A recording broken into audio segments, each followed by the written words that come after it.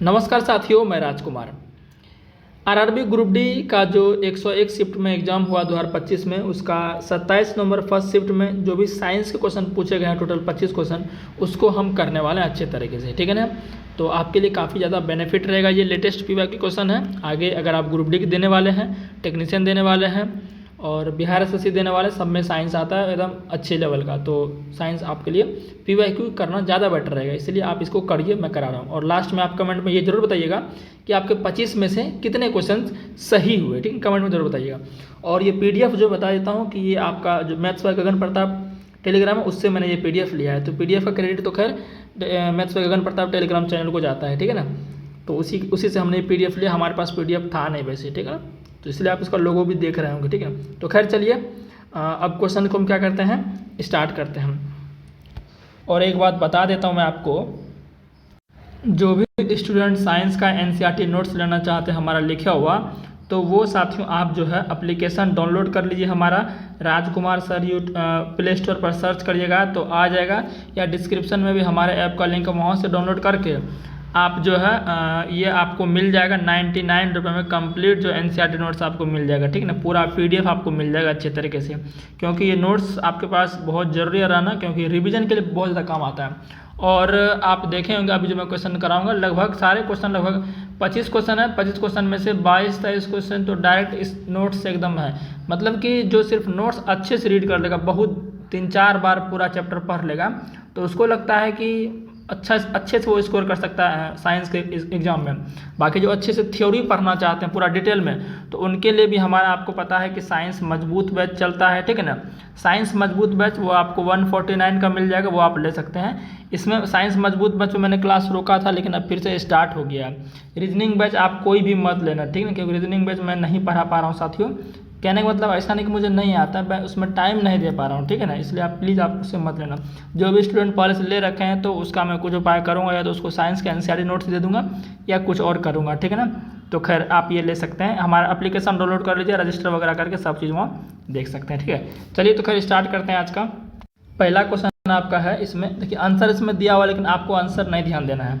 एक पिंड को ऊंचाई से गिराया जाता है, यदि यह 3 सेकंड तक गिरता है, मतलब 3 सेकंड में ये गिर जाता है, और गुरुत्वाकर्षण यानी गुरुत्वीय त्वरण का वैल्यू 10 मीटर प्रति सेकंड स्क्वायर है, तो इसका अंतिम वेग कितना होगा, ठीक है ना। और ये बता देता हूँ, बाद में आप हमें जो है ये भी बताइएगा कि आप 25 में से कितना स्कोर कर पाए हैं, ठीक है ना। चलिए तो देखिए ये सवाल हम बनाते हैं, अंतिम वेग पूछ रहा है। तो देखिए आपको पता है सूत्र होगा, गति के 3 नियम होते हैं ना। तो प्रथम जो नियम है v बराबर u प्लस at, इसी से हमारा निकल जाएगा, क्योंकि अंतिम वेग पूछ रहा था। अंतिम वेग यही हो गया आपका, समय भी दिया हुआ है, तो डायरेक्ट रिलेशन ये जो क्या है, ये आपका न्यूटन की गति का प्रथम नियम है, यही है ना। और न्यूटन के प्रथम गति का नियम क्या संबंध बताता है, देखिए संबंध अगर बताने पूछें तो हमेशा ध्यान रखिएगा, पहला ले लीजिए और अंतिम ले लीजिए। तो पहला क्या है, तो पहला आपका है, पहला आप देख सकते हैं, पहला आपका v क्या है, v मतलब अंतिम वेग, t मतलब समय, यानी कि समय और वेग के बीच संबंध, समय और वेग के बीच संबंध बताता है न्यूटन के गति का पहला समीकरण, ठीक है ना। नियम नहीं, सॉरी समीकरण में नियम बोल दिया, समीकरण ध्यान रखिएगा, ठीक है ना। तो हम निकाल लेते हैं इसी फॉर्मूला से। तो अब करिए, क्या था, v बराबर u प्लस at। तो v का वैल्यू तो हमें पता नहीं है, तो निकालना है। u क्या है, प्रारंभिक वेग, इनिशियल वेलोसिटी 0 हो जाएगा। भाई एक पिंड को ऊंचाई से गिराया जाता है, तो ये पिंड है, इसको ऊंचाई से नीचे गिराया, तो जब इसको गिरा रहे होंगे तब तो इसका वेग 0 ही होगा ना, कुछ वेग थोड़ी ना होगा उसमें, तो इसलिए प्रारंभिक वेग 0। अब प्लस a, अब चूंकि a दिया है यहाँ पर, तो a के बदले हम यहाँ पर ये लिख सकते हैं, v बराबर u प्लस जी टी लिख सकते हैं। अब आप बोलोगे sir u plus G T क्यों लिखें, क्योंकि भाई ऊपर से नीचे गिरा रहे हैं तो गुरुत्वाकर्षण के फेवर में गिरा रहे हैं, और ये पॉजिटिव भी होगा क्योंकि उसके फेवर में गिरा रहे हैं, इसलिए यहाँ पर चूंकि a भी त्वरण ही है और g भी त्वरण ही है, बस g है कि गुरुत्वाकर्षण के कारण जो त्वरण उत्पन्न हुआ है, समझ गए ना बात को। तो वही है, ज़्यादा अंतर नहीं है। तो u बोलिए g बोलिए, आप अपना अंडरस्टैंडिंग जो आपका हो। तो g का वैल्यू 10 दे दिया है, तो 10 अगुना t कितना दिया है, 3 दिया है, तो 10 दिया कितना हो जाएगा, 10 दिया हो जाएगा आपका 30, इधर 0 और 0 में 30 जोड़े कितना 30, तो 30 मीटर प्रति सेकंड आंसर आ गया। तो ऑप्शन नंबर 1 करेक्ट आंसर हो जाएगा, ठीक है ना। कह रहा है कि साबुन की मार्जन क्रिया में, यानी साबुन की जो अपमार्जन क्रिया होती है उसमें मिसेल की क्या भूमिका है। तो मिसेल क्या करता है, आपको पता है कि जब हम अपमार्जक में कपड़े को डालते हैं तो कपड़ों में क्या होती है, बहुत सारी गंदगी होती है कि नहीं होती है। तो कपड़ों में गंदगी होती है, तैलीय गंदगी जो मैल पूरा होता है उसको क्या करता है, अपमार्जक क्या करता है, एक मिसेल संरचना के रूप में मैल को बाहर निकालता है। ऐसा इस तरह से आप देखे होंगे, बीच में से तेल की बूंद होती है, एक इस तरह से क्या होती है, मिसेल संरचना बनती है। आपने जरूर देखा होगा एनसीईआरटी में, अगर आपने हमसे पढ़ा है या बुक में भी कभी देखा, इस तरह की मिसेल संरचना बनती है ना। तो ये क्या करता है मेरे भाई, ये करता है कपड़ों से तेल और गंदगी को ट्रैप करना और हटाना। तो ये संरचना कुछ इस तरह से बन जाती है, आपने देखा होगा ना। तो इसी को मिसेल संरचना बोलते हैं। तो वही पूछ रहा है, मिसेल की भूमिका क्या है, तो कपड़ों से तेल और गंदगी को ट्रैप करना, ठीक है ना।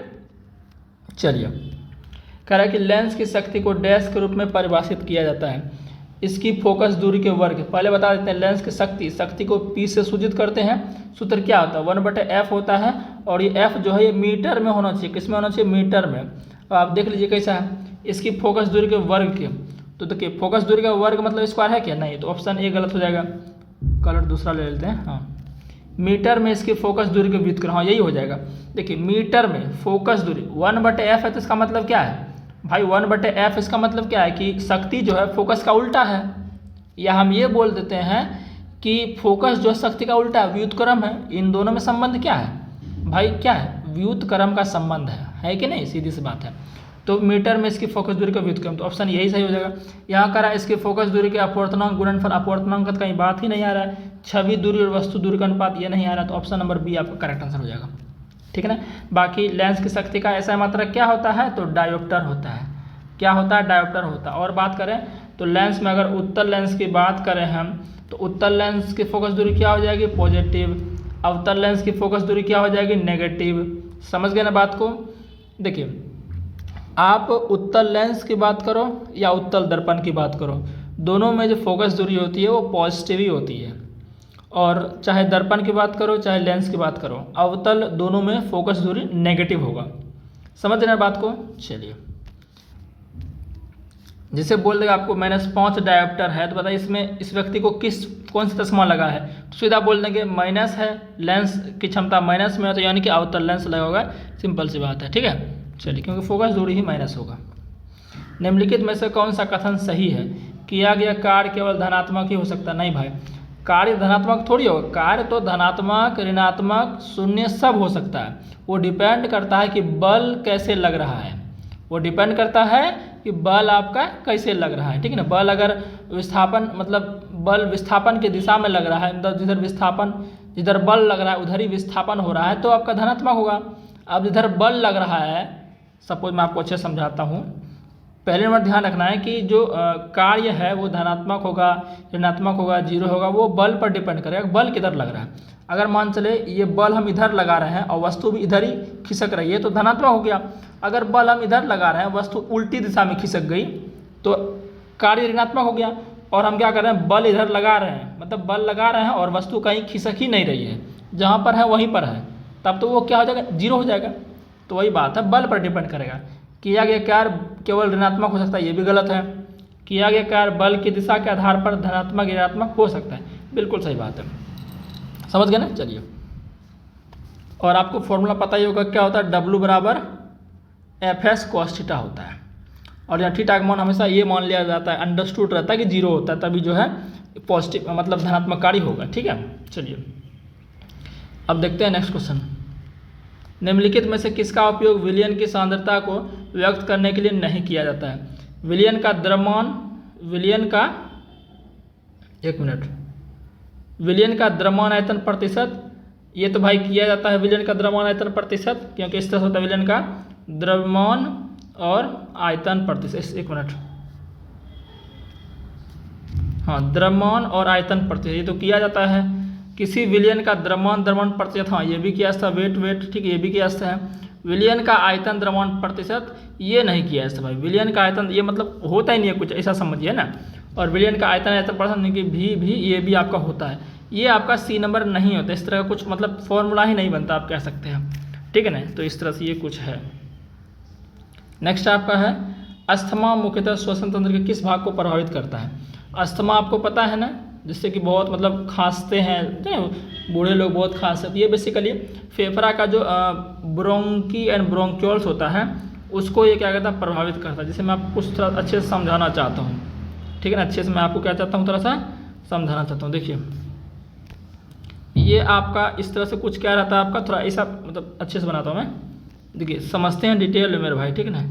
ये आपका जो है ये क्या है, ये कार्टिलेज उपास्थि, मतलब ये स्वास्थ्य ट्रेकिया है, ये कार्टिलेज का बना होता है। इसमें जो सी टाइप का आकार दे रहे हैं ये कार्टिलेज सी उपास्थि का बना होता है। अब इससे निकला रहता है क्या भाई, इससे निकला रहता है आपका ब्रोंकस। क्या निकला रहता है, ब्रोंकस। दो, एक ब्रोंकस इधर, एक ब्रोंकस इधर। ये आपका क्या है, ब्रोंकस या ब्रोंक भी बोलते हैं ना, ये आपका ब्रोंकस है। अब इस ब्रोंकस से क्या है, बहुत सारे इधर ब्रोंक्यूल्स निकल रहते हैं। क्या रहते हैं, बहुत सारे ब्रोंक्यूल्स निकल रहते हैं। और यही क्या आपका फेफड़ा के अंदर होती है, यही तो फेफड़ा के अंदर होता है ना। और इस ब्रोंक्यूल्स में फिर क्या होता है, बहुत सारे गुब्बारे जैसे गोल गोल संरचना होती है, जिसे एल्वियोली कहते हैं या वायुकोष्ठिका कहते हैं, वायुकुपिका कहते हैं, जहाँ गैसों का आदान प्रदान होता है। ठीक है, तो अस्थमा किसको प्रभावित करता है, ये जो आपका है, ये दिख रहा है, एक मिनट, ये जो दिख रहा है आपका, इसको ये प्रभावित, ब्रोंकस और ब्रोंक्यूल्स को क्या करता है, ये अफेक्ट करता है अस्थमा रोग। ठीक है ना। तो खैर चलिए, कह रहा है कि कौन सी धातु सक्रियता श्रेणी के मध्य में निष्कर्षित की जाती है। तो मध्य में निष्कर्षित कौन की जाती है, देखो मैं लिख देता हूँ। सबसे ऊपर सोडियम, फिर potassium, sodium, potassium, calcium, magnesium, aluminium, zinc, लोहा। तो अब देख लो भाई, सोडियम होगा नहीं, पोटेशियम होगा नहीं, सोना तो सबसे नीचे आएगा, जगह नहीं है इसलिए यहाँ नहीं लिखा हूँ। तो लोहा मिड में आ जाएगा ना, लोहा, जिंक, एल्युमिनियम, ये सब मध्यम अभिक्रियाशील धातु होते हैं। समझ रहे ना बात को। चलिए, तो काफ़ी इजी था, आपको पता है। तो आंसर क्या आ जाएगा इसका, लोहा हो जाएगा। ठीक है, चलिए। जब मुद्रित सामग्री पर एक मोटी कांच की पट्टी रखी जाती है तो अक्षर उभरे हुए दिखाई देते हैं, ऐसा डैश के कारण होता है। देखिए, मुद्रित सामग्री पर एक मोटी कांच, जैसे कोई मतलब ये हमारा कोई पदार्थ है, ठीक है ना, जैसे कोई मतलब ये कागज मान लीजिए, ठीक है, इसमें कुछ छोटा मोटा चीज़ क्या है, कुछ लिखा हुआ है। अगर इस पर क्या करते हैं, एक मोटा सा कांच रखते हैं, हम क्या करते हैं, कोई मोटा सा कांच रखते हैं, तो ये अक्षर हमें क्या दिखती है, थोड़ी सी उभरे हुए दिखते हैं, या कह सकते हैं बड़े बड़े दिखते हैं। तो इसका रीज़न क्या है, इसका रीज़न है प्रकाश का अपवर्तन। ठीक है ना, रिफ्रैक्शन ऑफ लाइट। जब जल और पोषक तत्व उपलब्ध होते हैं तो शैवाल डैश प्रक्रिया द्वारा तेजी से वृद्धि करते हैं और गुणित होते हैं। मतलब वही बात है कि गुणित होते हैं, मतलब वो अच्छे से विकास करता है, अच्छे से लंबाई उसकी बढ़ती है, ये कहने का मतलब इसका है। तो भाई ये जो है आपका है, ये बेसिकली हो जाएगा। देखिए, मुकुलन, पहले तो आप ये ध्यान रखिए, शैवाल जो होता है एल्गी, ये किसका कौन से पौधे का समूह है, तो थैलोफाइटा समूह का एक पौधा है। ठीक है ना। और आपने एक नाम सुना होगा, स्पायरोगैरा, जरूर आपने सुना होगा, स्पायरोगैरा आपने जरूर सुना होगा, सुना है कि नहीं, बिल्कुल सुना। स्पायरोगैरा क्या है, ये एक प्रकार का एल्गी ही है, शैवाल ही है। तो स्पायरोगैरा में एनसीईआरटी में सीधा दिया गया है, ये खंडन, फ्रेगमेंटेशन के माध्यम से होता है। तो भाई देख लो, फ्रेगमेंटेशन इसका क्या हो, करेक्ट आंसर हो जाएगा। मुकुलन होगा नहीं, मुकुलन किस में होता है, हाइड्रा में होता है, समझ गए ना, ये होगा नहीं। परागन, ये तो कोई अलग ही, ये तो पूरा क्या, ये तो प्रोसेस है निषेचन का। बीजाणु निर्माण, ये होगा नहीं, बीजाणु निर्माण किस में होता है, ये होता है राइजोपस में। किस में होता है, राइजोपस में। तो खंडीभवन या फ्रेगमेंटेशन या सिंपल खंडन बोल सकते हैं। अगर ऑप्शन में विखंडन भी रहता है ना, फिर भी आपको आंसर ये मारना पड़ता है। ठीक है ना। सपोज खंडीभवन या खंडन के बदले विखंडन देता है, तो भी आपको आंसर विखंडन मारना पड़ता है। ठीक है, चलिए। क्या होता है जब जिंक की छड़ को जलीय कॉपर सल्फेट विलयन में रखा जाता है। जलीय कॉपर सल्फेट, जैसे सपोज दैट ये हमारे विलयन है, इसमें क्या है, CuSO4 का विलयन है। अब इसमें क्या कर रहे हैं कि जिंक की छड़ को जलीय कॉपर सल्फेट में डाला जाता है। तो जिंक, अगर इसमें जिंक की छड़ को डालिए, जिंक की छड़ डाल रहे हैं, तो क्या हो जाएगा, तो भाई जिंक जो होता है कॉपर से ज़्यादा विक्रियाशील होता है। ये रिएक्शन कुछ इस तरह से करेगा, Zn + CuSO4। तो जिंक क्या करेगा, जिंक कॉपर से ज़्यादा विक्रियाशील है, तो जिंक कॉपर को क्या करेगा, विस्थापित कर देगा SO4 के साथ, जो ऑलरेडी Cu है, जिंक इसको Cu को विस्थापित कर देगा, और जिंक अपना जो है SO4 के साथ संबंध बना लेगा। तो फिर विलयन का कलर चेंज हो जाएगा। सामान्यतः CuSO4 का कलर नीला होता है। ठीक है ना। तो जिंक जब अभिक्रिया कर लेगा तो इसका कलर कलर चेंज हो जाएगा, यानी कि फीका पड़ जाएगा। यानी कॉपर सल्फेट विलयन का रंग, नीला रंग फीका पड़ जाता है, क्योंकि जिंक अभिक्रिया किया है यहाँ पर। ठीक है। निम्नलिखित कह रहा है कि कौन सा कथन सही है, विभवांतर को वोल्ट में मापा जाता है। सही बात है, विभवांतर वोल्ट में मापा जाता है। 1 वोल्ट 1 न्यूटन प्रति कूलम के बराबर होता है, नहीं, गलत बात है। V बराबर क्या होता है, W/Q होता है। W मतलब क्या, कार्य, कार्य का मतलब जूल, और Q मतलब कूलम। जूल/कूलम अगर बोलेगा तो 1 वोल्ट होगा, लेकिन ये क्या बोल रहा है, न्यूटन/कूलम, नहीं, जूल/कूलम होगा 1 वोल्ट। तो ऑप्शन कथन 2 तो गलत है, तो कथन 1 सत्य है। तो कहाँ है, केवल कथन 1 सही है। ठीक है, चलिए। वह कौन सा पोल्ट्री पक्षी है जिन्हें अंडे उत्पादन के लिए पाला जाता है? तो लेयर को अंडा उत्पादन के लिए, और ब्रॉयलर को मांस उत्पादन के लिए। ध्यान रखिए, ब्रॉयलर जो पक्षी है उसको मांस उत्पादन के लिए पाला जाता है, और लेयर को अंडे उत्पादन के लिए। ठीक है।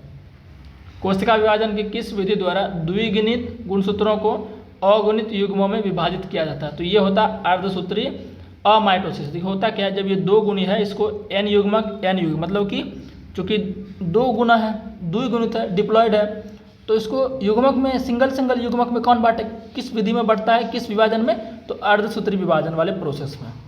ये n हो गया, यानी कि अयुग्मित हो गया, मतलब अगुणित हो गया, है ना, हैप्लॉइड हो गया, तो यह अमाइटोसिस में होता है।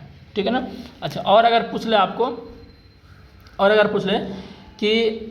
पूछ ले एक्स्ट्रा बातें कि जो अर्धसूत्री विभाजन है, इसमें एक जनन कोशिका से कितने पुत्री कोशिका बनते हैं? तो 4 बनते हैं। कितने बनते हैं? 4 कोशिका बनते हैं। ठीक है ना। और सूत्री विभाजन में एक जनक कोशिका से 2 ही पुत्री कोशिका बनती है।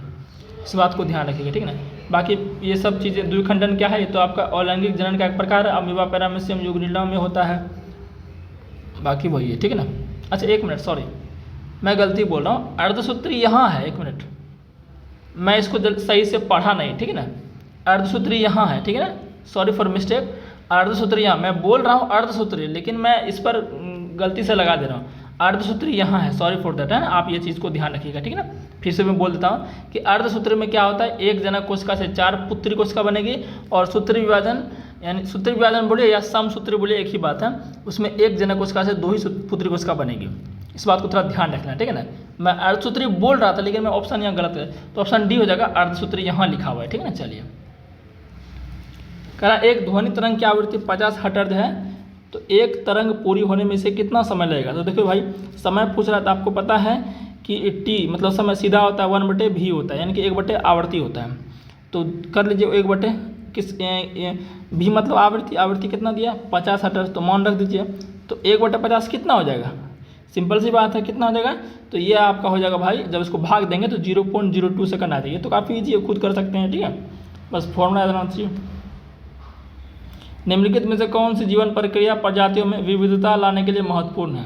तो विविधता यानी कैसे, वेरिएंस अगर लाना है तो कौन सा जनन चाहिए? तो लैंगिक जनन चाहिए, है ना, काफ़ी ईजी है, ऑप्शन ए। ठीक है। चलिए, वह प्रकार्यात्मक समूह यानी फंक्शनल ग्रुप जिसमें ऑक्सीजन विषम परमाणु नहीं होता है, मतलब ऑक्सीजन जो है हेट्रो एटम नहीं होता है। तो भाई हेलो एल्कन इसी में नहीं होता है। हेलो एल्कन में कहीं आपको दिखेगा क्या? नहीं दिखेगा। कार्बोक्सिलिक अम्ल COOH, इसमें ऑक्सीजन है। कीटोन में CO आपका इसमें भी है। एल्कोहल में OH, इसमें भी, सब में ऑक्सीजन है, लेकिन हेलो एल्कन में नहीं है।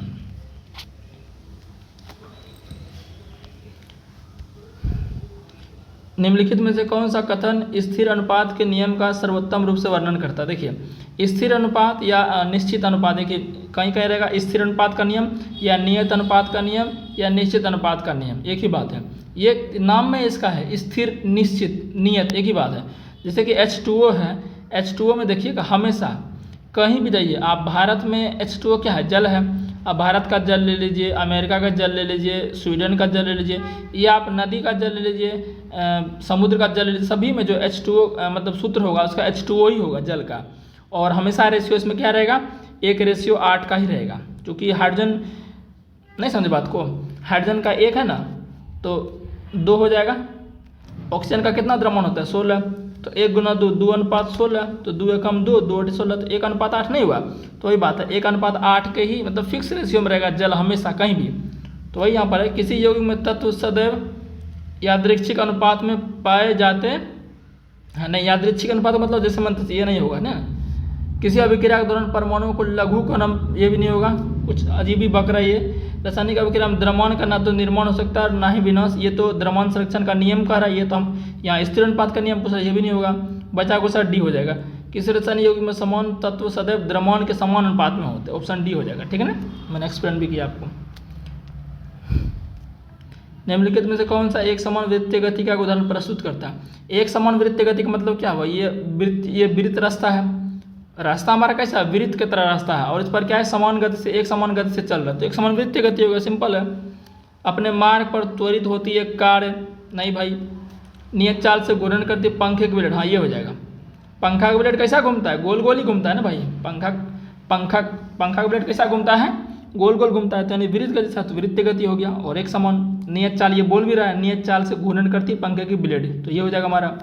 ऊर्ध्वाधर सीधा में कहाँ वृत्त बनेगा? पटरी पर एक ट्रेन, पटरी कभी देखे हैं ट्रेन को वृत्त में चलते हुए? कभी देखे हैं? नहीं देखे हैं, तो ऑप्शन हमारा बी हो जाएगा।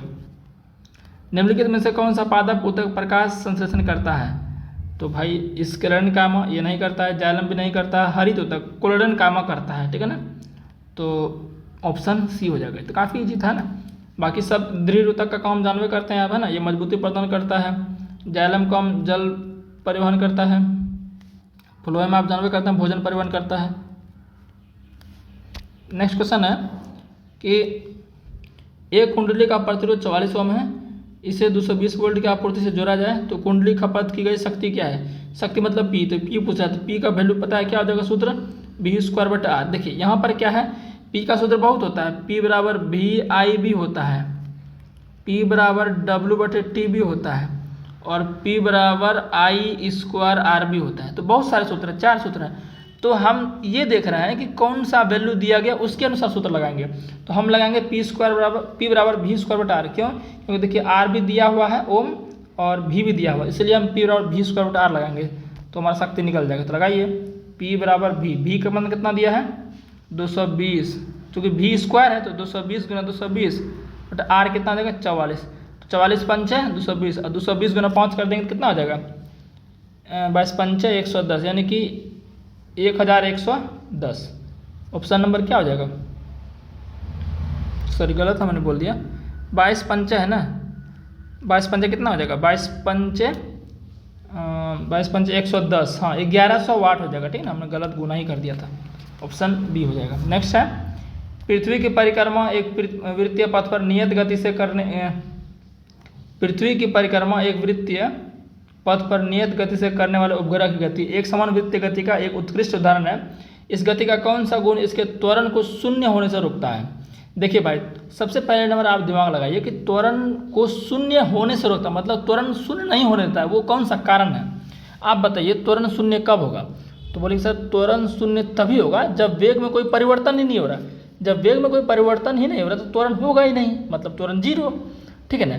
तो वही बात है, जहाँ त्वरण नहीं होता रहेगा तो वही बात है। देखते हैं अब क्या ऑप्शन क्या है। ये कह रहा है कि त्वरण को शून्य होने से रोकता है, मतलब त्वरण को शून्य नहीं होने देगा, मतलब वेग में परिवर्तन होता रहेगा। ऑप्शन देखते हैं। कक्षीय गति के कारण वस्तु का द्रव्यमान से हमको कोई मतलब नहीं यहाँ पर है। कुल यांत्रिक ऊर्जा संरक्षित रहती है जिससे त्वरण आवश्यक होता है, इससे हमको कोई मतलब नहीं है। गुरुत्वाकर्षण बल के लिए गति इतनी अधिक है कि वह स्थिर वेग को बनाए नहीं। ये भी मतलब समझिए बेकार ऑप्शन दे रहा है, बेकार बातें कर रहे हैं। अब यहाँ बात है गति की दिशा प्रत्येक बिंदु पर निरंतर बदलती रहती है, अर्थात वेग परिवर्तित हो रहा है। सीधी सी बात है भाई। हम क्या बोला? पृथ्वी की परिक्रमा एक वृत्तीय पथ पर नियत गति से करने वाला उपग्रह, पृथ्वी की परिक्रमा, ये पृथ्वी हमारा है और इसका उपग्रह से पृथ्वी है। तो पृथ्वी का उपग्रह कौन? चंद्रमा क्या है? नियत गति से क्या कर रहा है कि एक समान वृत्तीय गति कर रहा है, गोल गोल, ठीक है ना, वृत्त की तरह। तो इसका त्वरण शून्य नहीं हो रहा है। रीजन क्या है कि प्रत्येक बिंदु जो गति कर रहा है, प्रत्येक बिंदु पर इसकी दिशा बदल रही है। जब दिशा बदलेगी तो भाई वेग में परिवर्तन होगा, और वेग में जब परिवर्तन होगा तो त्वरण जीरो नहीं होगा।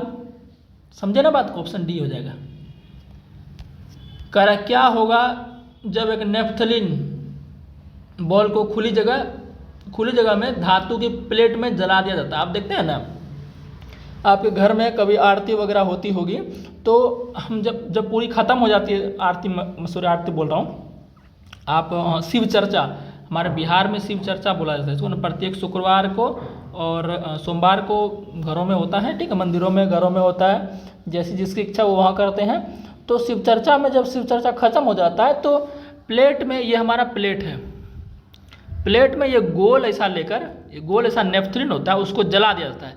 तो वही इसको जब जला दिया जाता है तो ये कैसे जलती है, तो आप देखेंगे कि जब जला देते हैं ना तो ये तो जब जलता है तो पीली लौ के साथ जलता है। कैसे जलता है, पीली लौ के साथ जलता है और साला मतलब कि मैं साला बोल दिया कल से, ये पूरा जो है काला जैसा प्लेट में क्या होगा, जम जाएगा। आप देखे होंगे काला नीचे जम जाएगा और पीली लौ के साथ वो जलेगा, यही देखे होंगे आप। तो वही देखते हैं ऑप्शन कौन सा है। यह धातु प्लेट पर बिना किसी निक्षेप के पीली ज्वाला से, निक्षेप का मतलब क्या, जमा हो रहा है, तो काला वाला जमा होता है ना, तो ये तो कह रहा है कि बिना किसी निक्षेप के, तो गलत है। यह धातु की प्लेट पर काली कजली निक्षेप के साथ नीली ज्वाला से, नहीं नीली ज्वाला नहीं, पीली ज्वाला होता है, यह नीली नहीं, ये भी नहीं होगा। यह धातु की प्लेट पर काली कजली निक्षेप के साथ पीली ज्वाला के साथ जलता है, बिल्कुल सही है, ऑप्शन डी करेक्ट आंसर हो जाएगा। ठीक है ना, चलिए नेक्स्ट क्वेश्चन आपका है, प्रजनन के दौरान डीएनए प्रतिकृति बनना क्यों आवश्यक है, मतलब डीएनए जो रेप्लिकेशन, डीएनए का जो कॉपी बनता है वो जरूरी क्यों है। तो भाई इसलिए जरूरी है क्योंकि वो पीढ़ी दर पीढ़ी क्या हो, वंशागत हो, समझ गए ना, पीढ़ी दर पीढ़ी क्या वंशागत होते रहे, आगे पीढ़ी में चलते रहे, वो इसलिए होता है वो। तो देख लो भाई क्या लक्षणों की वंशागति के लिए, यानी हमारा लक्षण हमारे बच्चे में है, बच्चे का लक्षण फिर उसके बच्चे में है, इस तरह से। ठीक है ना, चलिए तो इसके लिए डीएनए रेप्लिकेशन जरूरी है।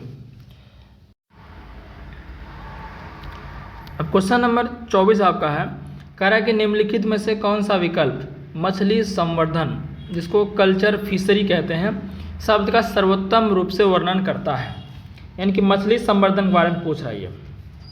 तो देखिए मछली संवर्धन का मतलब क्या हो गया कि मछलियों को अच्छे से देखभाल करना, उनका जो मैनेजमेंट है मछलियों का, उनका विकास कैसे हो, उनका जो है उत्पादन कैसे किया जाए, है ना, ये सब चीज़ों के लिए मछली संवर्धन शब्द यूज किया जाता है। ठीक है ना। अब इसके लिए क्या आपको पता है कि तालाब में मछलियों का पालन होता है, कभी कभी आप कह सकते हैं कृत्रिम जल निकाय बनाया जाता है इसके लिए, है ना, और टैंक होता है। तो ये चीज़ें आपका है आपका कल्चर फिशरी, मतलब मछली यानी कि मछली उत्पादन बढ़ाना इसका मुख्य उद्देश्य रहता है। तो क्या हो जाएगा, ऑप्शन देखते हैं, कृत्रिम संसाधनों से मछलियाँ पकड़ना नहीं, ठीक है ना, पकड़ थोड़ी रहे, उसको पालना, उसका मैनेजमेंट अच्छे से करना ताकि उनको उत्पादन विकास अच्छे से हो सके। समुद्री जल से मछलियाँ पकड़ना नहीं, मछलियों का पालन करेक्ट आंसर हो जाएगा, क्योंकि सारा बात हम बोल चुके हैं, आप समझ गए होंगे मछलियों का पालन ही करने के लिए सब चीज़ें कर रहे हैं, तो उसको कल्चर फिशरी नामक एक शब्द दिया जाता है। ठीक है। फिर नेक्स्ट क्वेश्चन आपका लास्ट क्वेश्चन है कि कि क्लोरीन का आंशिक परमाणु द्रव्यमान निम्नलिखित में से किसके कारण होता है। तो क्लोरीन का जो आंशिक परमाणु द्रव्यमान होता है, मतलब आंशिक परमाणु द्रव्यमान का मतलब क्या, भिन्नात्मक 35.5 होता है ना, तो ये भिन्न के रूप में ही है ना भाई। इसको जब भाग दे दोगे तो कट छाड़े कितना आएगा, ये आपका 71/2 आएगा, तो भिन्न के रूप में हुआ। तो क्लोरीन का द्रव्यमान भिन्न के रूप में क्यों आता है, रीजन है कि क्लोरीन के क्या होते हैं, अलग अलग समस्थानिक होते हैं, आइसोटॉप्स होते हैं। आइसोटॉप्स का मतलब क्या होता है कि परमाणु संख्या समान हो लेकिन परमाणु द्रव्यमान अलग अलग हो। तो परमाणु द्रव्यमान भिन्नात्मक है, अलग अलग है, रीजन है समस्थानिक इसका होता है। ठीक है, तो ऑप्शन ये हो जाएगा डी।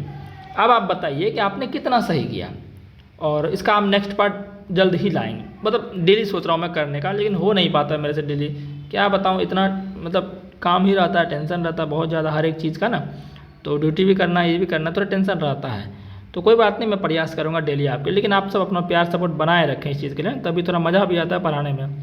ठीक है, चलिए।